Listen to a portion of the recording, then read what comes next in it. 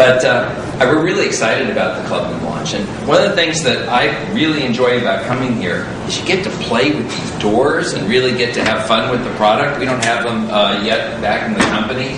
And it's so amazing to me, just opening this door is such a symbol of what the Clubman is to me. It's almost like getting a warm hug every time you open it. It opens itself out towards you. And when you look at the level of engineering, I think it tells a remarkable story in terms of what we have with the Clubman. This was no simple modification.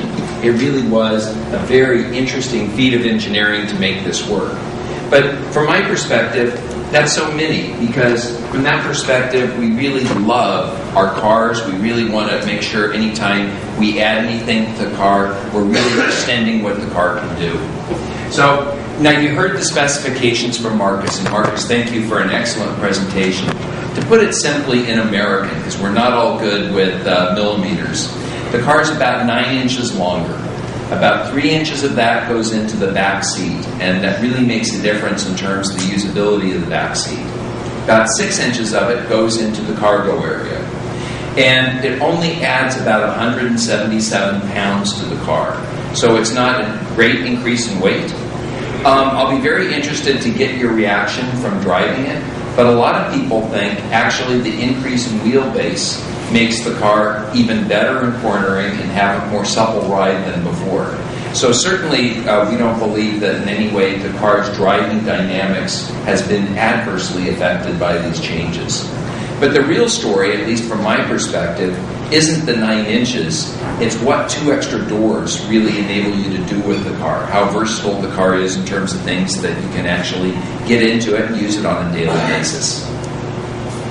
Now we have 2 engines. I think these engines are pretty familiar to you at this point because they're our new generation that we introduced a year ago. On the Cooper, it's 118 horsepower. It gets 37 miles per gallon. And it's interesting, every day we read in the newspaper a little bit about the government's 2020 requirements in terms of what a car will need to be, in terms of CAFE requirements for a fleet. And even though that isn't completely worked out in terms of all those regulations, I'll just throw out for your consideration that the Mini Cooper Clubman in many ways could be the car of 2020 because it gets that kind of fuel economy that we're talking about that all cars must get, or at least the average car must get by 2020. It's really exhilarating to drive. It's very versatile in terms of its space. And you know what? We're presenting what I call the car of 2020 in 2008. We still have 12 more years at Mini to make the car even that much better to meet those future requirements. And then we also have our Cooper S engine. And our Cooper S engine is really fun to drive. 172 horsepower, 0 to 60 in 7 seconds. You still get 34 miles per gallon. And when you want to pass one of those trucks, and you'll think of this today because I guarantee you'll be passing trucks as you drive, you have that wonderful overboost feature that gives you extra power right when you need it.